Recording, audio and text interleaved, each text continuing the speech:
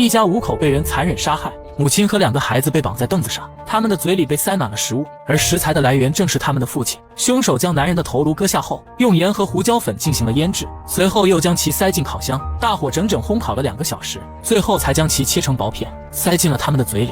而他的心脏和腰子则被做成配菜端上了餐桌。但最让人感到恐惧的是，那个还不到1岁的婴儿竟被凶手丢进锅里做成了肉汤。这座小镇已经很多年没出现过这样恐怖的灭门案，受害者一家几乎没有仇人，男主人是放射学家，女主人是营养学家，平时他们与邻里同事的关系都很好，谁也没想到他们一家4口会有如此遭遇。黑衣被这个案子搞得焦头烂额，因为现场没有留下一丝凶手存在过的痕迹。 All the DNA is from the families, and the secretion stuff is still unidentifiable and headed to the CDC. No fibers, no cleaning agents, no bleach, no prints, no cleaning. 凶手是如何在短时间内行凶，并且清除所有痕迹的呢？除非他早有预谋，并且还是一个擅长反侦查的作案老手。黑衣怀疑凶手与受害者一家有不共戴天之仇，不然实在无法解释他割肉烹饪的行为。一个修女记者听说此事后，也来到警局询问情况，她想要了解案件进展，但黑衣能告诉她的内容实在有限。The mother, Allison Burnside, and her 2 children were tied up with some sort of tactical wire. The father was salted and peppered, seasoned with fennel seed and cayenne. 凶手把男主人的肉腌制一番，放进烤箱里，待其8分熟时将其切片，随后还把男主人的脸颊也切成薄牛肉大小，再与男主人的肝肺肾一起摆盘放桌上。凶手就像个美食家，还给女主人他们搭配了很多酱料。恐怖的是，这个家里原本还有个小宝宝，但这小宝宝并未出现在一家人尸体旁，而是出现在那口大锅之中。凶手的残忍程度比汉尼拔还要更甚。黑衣一想到那个场面就浑身发冷。由于凶手作案时一直放着音乐，所以受害者邻居直到凌晨3点才发现不对劲。邻居报警后说出了凶手放的曲，可黑衣怎么也想不明白凶手的用意。Mozart. The Requiem. It's the Requiem? Yes, how did you know? It seemed to fit. 修女一下就猜到了凶手放的曲是什么，黑衣吓得立马打开抽屉摸枪，他怀疑修女就是那个凶手。可修女接下来的一番话打消了他的猜疑。修女喜欢用凶手思维思考问题，《安魂曲》是莫扎特哀悼死亡的作品，所以凶手一定觉得这曲子很适合当时那个场景。黑衣放下了戒备，他觉得修女说的挺有道理的，于是他打算再与修女分享一些案件线索。凶手虽然没有留下痕迹，但却故意留下了一堆奇怪的黑色液体，那种液体的气味刚开始有点像柑橘和琥珀，慢慢的会演变成腐肉味和刺鼻的烧焦味。警局目前还没能查出这液体的来源，可修女一听就有了自己的猜测。That could be from hair burning, keratin.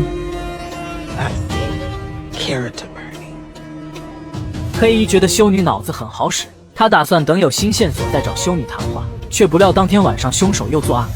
这一次他把目光盯向了镇上的混混。等到黑衣收到消息赶来现场时，混混的尸体已经上下分离，被挂在了墙上。诡异的是，墙上和地上没有血液，凶手竟然提前放光了混混身上的鲜血。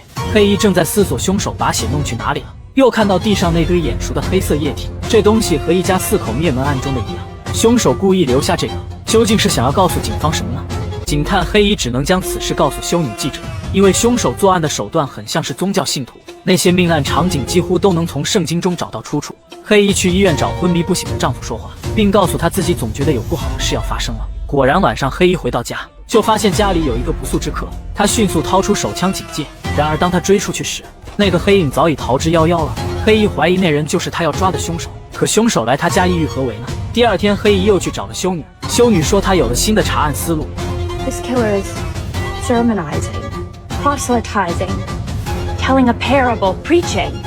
Look at this. They are saying, it is here, it has come. Glorify me, shake at my splendor.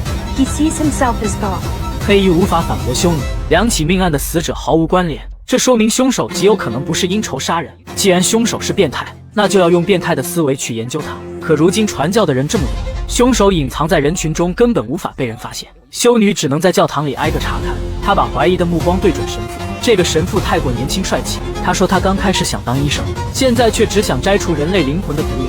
修女顺着他的话往下说，并跟他探讨起了这2起命案。The mechanics of this are so elaborate that a coordinated effort make a lot of sense. There's a great documentary online about the Rippers that I can send to you if you'd like. Father, you're not a true crime fanatic, are you? 神父没有回答这个问题，只说这些命案都有一个共同点，那就是寻找上帝，召唤撒旦。接下来，神父谈起了他喜欢的连环杀人犯，有个叫艾德盖恩的人，曾因太过热爱母亲，就在他母亲死后接连杀了好几个女性，并把她们身体制作成了一套衣服。他每天穿这些衣服，好像他母亲还没有死陪在他身边一样。修女听得哈哈大笑，也跟着讲起了她崇拜的连环杀人犯。她很喜欢一个叫做玛丽安的修女，玛丽安经常邀请有肺结核的人来修道院，但她不给治疗，只等他们自己死，这样她就能将对方的所有钱财据为己有了。可惜此时黑衣不在这里，不然听到这番谈话一定会觉得这两人都有嫌。几天后，小镇上又出现了一起命案，凶手把死者尸体丢在死者母亲的面前，但死者母亲没有疯，反而一直念着诗篇中的一段话。修女从黑衣那得知此事后，很快便给他翻译了那段话的意思：上帝能够憎恨，因为仇恨是善的力量。看来死者母亲也是一个极端信徒，只是不知道他和凶手有没有关系。这一次凶手还在现场留下了一段字，他说他将让世界无法安宁，还说他的名字叫诡秘。一连串的连环杀人案让从来不信教的黑衣也忍不住祷告了起来，可祷告没有什么用。当天晚上又一个地方发生了命案，并且这一次死了12人，他们被摆成最后的晚餐，其中一个人还是黑衣认识的流浪汉。Craven mind-find this. Touched by genius for sure. This grotesquerie.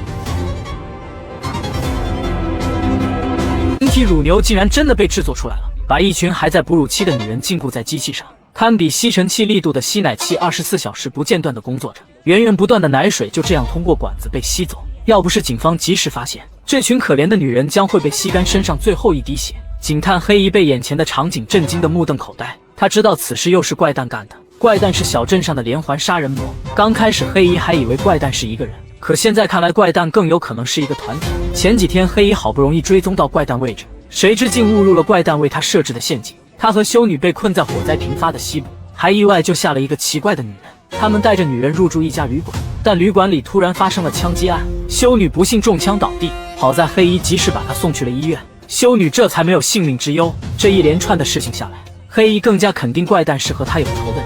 怪诞杀的人几乎都是黑衣认识的，现在帮助黑衣查案的修女也出事了，足以说明怪诞的真正目标是黑衣。第二天，怪诞又一次作案，看到所有警员表情沉重，黑衣立马感到大事不妙。 What is this place? It's a maternity house connected to St. Agnes Church where pregnant women can decide whether they want to give their children up for adoption.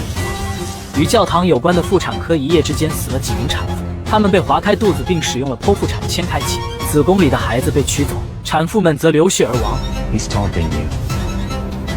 You're his fucking mouse, his lab rat.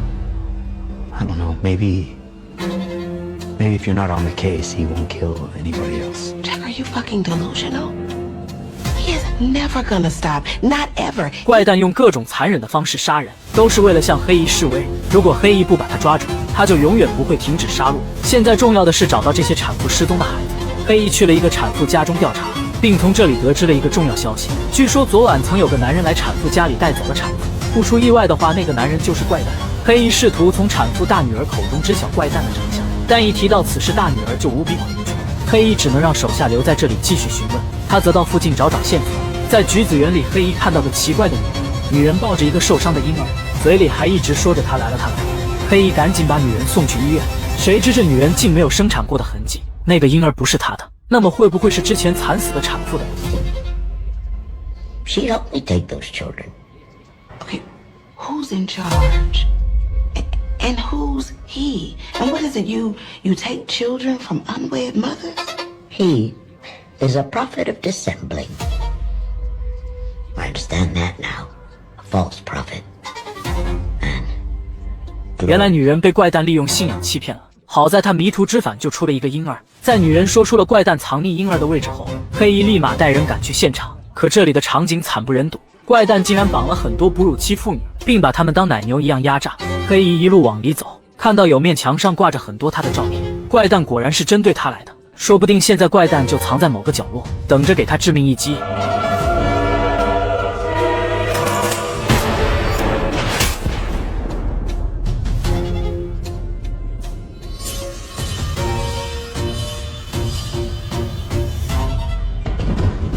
黑衣打倒了黑衣人，但对方蒙着面，黑衣看不清他的长相，所以只能靠近他揭开面罩。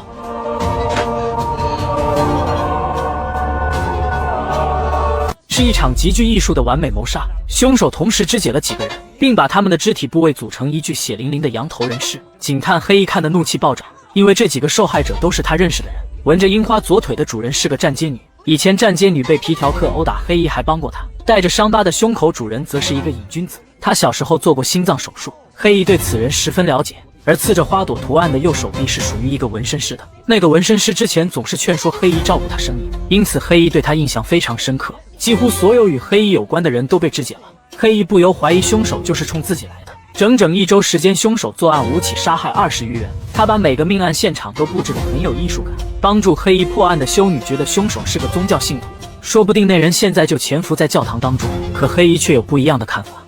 It's a surgeon, a coroner's, someone who knows anatomy and knows how to solve it. 凶手对人体结构很了解，他不仅认识黑衣，还知道黑衣帮助过哪些有案底的人。黑衣让手下迅速去调查所有医院和军队，只要查出凶手使用的缝合针线来源，就能顺藤摸瓜查出凶手身份。安排好一切后，黑衣去了趟医院。最近她认识了一个英俊的护工，可惜她丈夫还在病床上昏迷不醒。她一天不死，黑衣就一天不能越轨。她只能借着探望丈夫的名义去找护工聊天。护工成熟稳重，是她喜欢的菜。她看出黑衣这几天心神不宁，还带黑衣去参加了宗教互助会。不过黑衣没有因此放松，因为那凶手也是个宗教信徒，所以黑衣现在对这方面十分反感。好在护工也不强求，他带黑衣换了个地方聊天，两人越聊越投机。黑衣很害怕自己会越轨，便去教堂找修女帮忙。修女建议他去和神父聊聊，但黑衣不会知道，这个神父精神有点不正常。他经常在无人的时候穿着透视装在教堂里活，还总是从修女那里探听关于连环凶杀案的调查进度。神父看得出修女暗恋他，于是他故意裹着浴巾让修女帮他擦背，并蛊惑修女做了不该做的事情。这样一个神父怎么能帮黑衣排疑解忧？黑衣和他聊完后心情更加沉重，幸好回家时女儿告诉了他一个好消息，之前凶手曾在命案现场放了个魔方盒子，今晚女儿成功把盒子解锁开了，里面有一张纸条，上面记录的了一个地标。黑衣决定去地标处一探究竟，他带上了修女同行，两人一路向西，在开了6小时车后终于到达了目的地。让他们意外的是，这里竟是个天然气矿的天坑。这个地方经常地震，有地质学家在附近监测，一看到黑衣他们就立马驱赶他们离开，这地太过危险。凶手故意把他们引到这里来是想要做什么？回去的路上看到火线已经燃起，黑衣忍不住感到绝望，而修女也开始反省她的罪责。 Swore fidelity to God. It's adultery of the highest order. Hey. Because a man who's your boss, in position of authority over you, put you in some coat closet and got handsy, you blaming yourself? 修女没有被安慰到，因为她确实是自愿的。她被神父的美色迷惑，所以才会犯下大错。看着窗外犹如末日的场景，修女只觉得这是神降下的惩罚。然而就在这时，一个女人突然出现在路中央。黑衣刚刚停下车，女人就猛地窜了上来。He's coming! He's coming! To him! Go!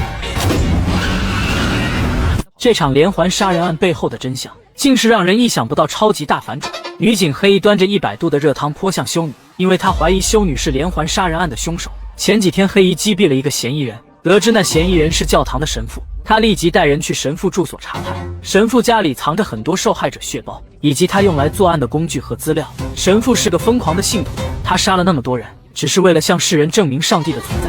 黑衣觉得他简直就是个疯子，但问题是这么多案件中，有一起案子一次就死了12人。黑衣不信这是神父一个人能办到的，他想要继续查下去，上司却要求结案并让他退休。黑衣满心不甘，自从他查出神父是凶手后，他整个人都开始倒霉了起来。前几天她去探望医院里的老公，却发现护工在擦拭她丈夫的二弟。 Here you are jerking off a man that's in a coma. Well, then move him. Move him. Move him to a warehouse for vegetables. 护工无比嚣张，因为他不仅是护工，更是这家医院的院长。不知道什么原因，院长对黑衣老公格外关注，甚至还会亲自下场照顾。黑衣怀疑这院长不安好心，果然昨天晚上院长就找上门来，并承认了他与黑衣老公的关系。原来早在黑衣老公出事前，院长就一直与他保持不正当来往。黑衣得知真相，肺都快气炸，她直接冲来医院，要求医生暂停对她老公的救治，一旦放弃救治，她老公必死无疑。但黑衣要的就是这个效果。老公死了，院长的心也碎了。黑衣一箭双雕，高兴的他当天晚上就把修女约了出来。他打算开门见山和修女聊一聊，看看修女究竟是不是神父的帮凶。修女和神父关系密切，两人甚至还有过亲密接触。这段时间，黑衣查案修女一直跟在身边，她最有可能给凶手通风报信，也最有可能撇清自身嫌疑。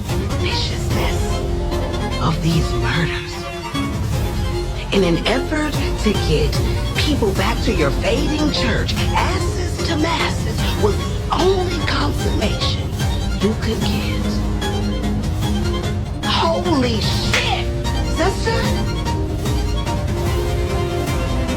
I think I just went blasphemy! 修女突然疯狂地念起了什么，她神情癫狂，然后拿出早已藏在身后的刀攻击黑衣。黑衣拼命阻挡，但他既然已经戳穿修女真面目，修女自然不可能让他再活着。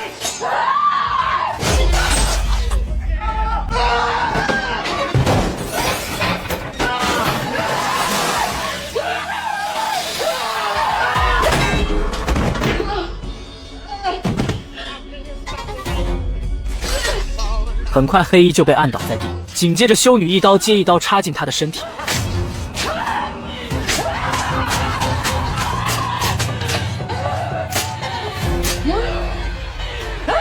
黑衣死了吗？不，或许黑衣快要醒了。故事到这里终于进入了大反转阶段，镜头一转，黑衣竟然躺在医院昏迷着，而被他放弃治疗的死老公却安然无恙出现在他身边。这到底是怎么回事呢？此事还要从1个月前说起。那天，黑衣把女儿女婿约到餐厅谈话，他告诉了女儿一个晴天霹雳，那就是他和女婿好上了。说完这话，黑衣驾车离开，但不知道后面发生了什么。黑衣竟然出了意外，躺在床上昏迷不醒，所有人都以为黑衣没救了，老公甚至想要拔掉她氧气管。可他们不会知道，黑衣在昏迷时自我构建了一个意识世界，他像个编剧一样策划着意识世界中的故事情节。他幻想的杀人犯修女，现实中其实是负责黑衣案件的首席警长，而那个杀人犯神父，现实中则是治疗黑衣的医生。黑衣把所有人的身份都调换了，那他自己的身份到底是什么呢？当黑衣在意识世界被修女虐杀时，现实世界里老公刚刚拔掉他的氧气管，黑衣感受到了死亡的威胁，居然在意识世界中奋起反抗，并一枪把修女给爆了头。修女消失的那一秒，现实中的黑衣终于睁开了眼睛。当黑衣终于从梦中醒来，一切真相都大白于人前。他梦里的连环杀人犯其实是治疗他的医生，只因医生在他耳旁说过要拔掉他的氧气管，他就在梦里给医生制造了一个杀人犯的身份。而现实中逼着黑衣退休的年轻警长，则被黑衣在梦中安排成了杀人犯的同伙。 One fight right before her retirement party where I let her know how I felt. She had sudden qualms about actually leaving, and I said, "Hey babe, it's time." 在黑衣退休派对上，警长特意给黑衣做了潘趣酒，但潘趣酒是紫色，很容易让黑衣联想到退休前经手的最后一起命案。这个命案的死者名叫娜娜，她尸体上到处都是紫色的淤青，也许是警长做的潘趣酒颜色刺激到了黑衣，所以黑衣昏迷后才会做这样怪诞的一场梦。研究黑衣脑电波的主任对黑衣的梦境很感兴趣，梦和现实都是相关联的。黑衣梦中的人物全是现实中他认识的人，只不过他故意把人物关系调换了而已。现实中黑衣的丈夫对她不忠，因此她选择了和女婿 XXO。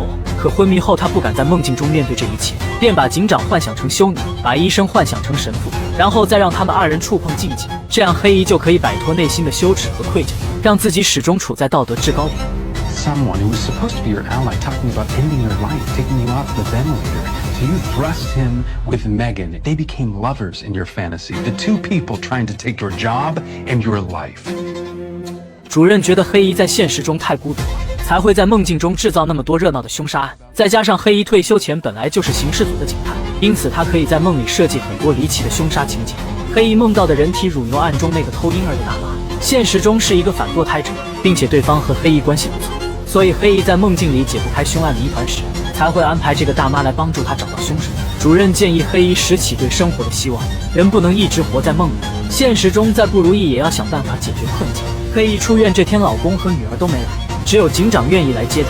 黑衣不太喜欢警长，但他知道警长也是个可怜人。黑衣曾在梦里救过一个被家暴的女人，并把那女人送到旅馆，而这女人的原型就是警长。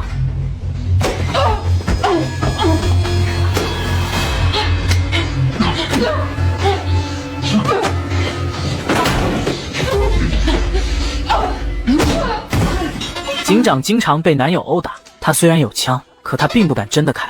每次被打后，警长都会去旅馆散心。这一切黑衣全部知晓，哪怕现实里两人是对立面，但他潜意识里还是想要帮助警长的。下车时，黑衣让警长尽快逃离，不要真的落到和他梦中一个下场。第二天，黑衣去了女儿家，他欠女儿一个道歉，千不该万不该，他都不该跟女婿有什么牵扯。可惜女儿不接受他的对不起，除了一耳光，女儿不知道还能给他什么。黑衣被女儿厉声赶走，这一刻他才真正意识到，现实里这糟糕的生活远比梦境中各种怪诞案件更为可怕。前几天灭门案还没发生时，黑衣曾去找过脑科主任，主任说有位专家对黑衣的梦境很感兴趣，便请黑衣详细讲述了梦中遇到的所有凶杀案。黑衣虽然不想再回忆，但还是仔细给他们说了，从灭门案到最后的晚餐，再到人体衔接艺术和人体乳牛，黑衣把那些细节描述得清清楚楚。谁知没几天镇上就出了命案，警长特意把黑衣叫了过来，因为这命案现场完美还原了黑衣的梦境，凶手究竟是黑衣还是某个崇拜黑衣梦境的变态，这是警长迫切想要搞明白的问题。第二天，警长把黑衣叫到旅店，并拿了一份命案现场的物证给黑衣看，这个黑色液体也是黑衣梦中出现过的。 Medical reports. Huh? My dream reports. Someone is painstakingly trying to recreate them. A copycat. A copycat. He's using my dream. 警长并不太相信黑衣，因为他觉得黑衣也有嫌疑，可黑衣却有不一样的看法。他怀疑他的梦里面有什么脏东西，那脏东西控制了他的梦境，让他看到了那些可怕的连环命案。等他醒来之后，那脏东西也跟着过来，并在现实中重现梦境场景。想到这里，黑衣突然就懵住了。他有一个大胆的猜想，有没有可能他以为的现实世界也是一场梦？这梦中梦、连环梦背后又是否存在推手？黑衣赶紧让警长在他手臂上割一刀。如果他现在不是在做梦，那他就会感觉很痛；但如果他现在仍旧在梦中，那他是一点也感觉不到的。黑衣大口呼吸，却没有告诉警长自己的感觉。他默默走进卫生间消化，却不料外面的警长遇到了危险。 Justin, what are you doing? Think I can track you down?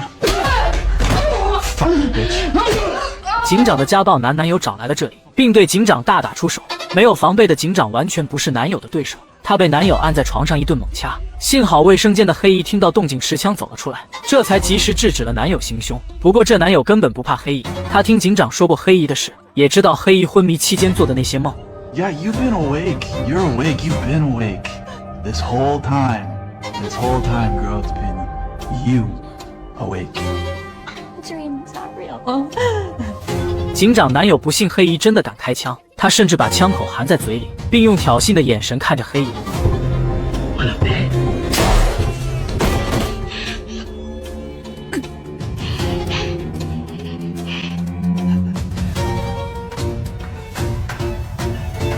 You want a bet? 可事后他想要处理尸体时，房间却干净的一批。黑衣还以为自己疯了，产生了幻觉，于是他去找警长进行询问，想要了解他杀人的事情是真是假。然而警长拒不承认有过此事，还说黑衣压力太大，需要去看医生。因为警长的这番话，黑衣住进了精神病院，他每天都要接受主任的治疗开导，但这不仅没有作用，还让他精神状态越来越差。几天后，小镇再次出现连环杀人案，警长这才不得不来找黑衣。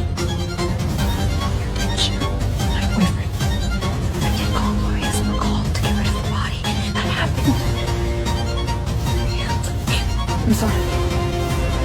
Why did you lie to me? Because I had to protect you from my mistake. 警长骗了黑衣，要不是这次又有新的案件，也许他会任由黑衣在精神病院一直住下去。可惜这次案件实在太大了，大到全警局都对付不了，所以他才必须来找黑衣帮忙。犯罪现场和黑衣梦中最后的晚餐一模一样，不同的是里面的死者很眼熟，中间那位竟然是治疗过黑衣的医生，而旁边还有前几天指控黑衣丈夫的女人。 这一刻，黑衣无比肯定此案与丈夫有关，甚至与主任等人有关。他立马召集所有人去开会，但他不会知道，凶手其实就在人群中。在黑衣住进精神病院期间，黑衣女婿邀请了黑衣丈夫参加宗教互助会。这个场地建立在黑衣梦中的人体乳牛案的地方，而负责人是研究过黑衣梦境的脑科专家。他们这次互助的主题是权力。众人都被女人伤害过，他们都想要重建属于男人的时代，那就必须削弱现代女性的地位。 至于如何削弱，就是他们讨论的重点了。他们中间有警察，有流浪汉，有医生，还有其余各行业的人。这么多力量凝聚在一起，想要做什么做不成吗？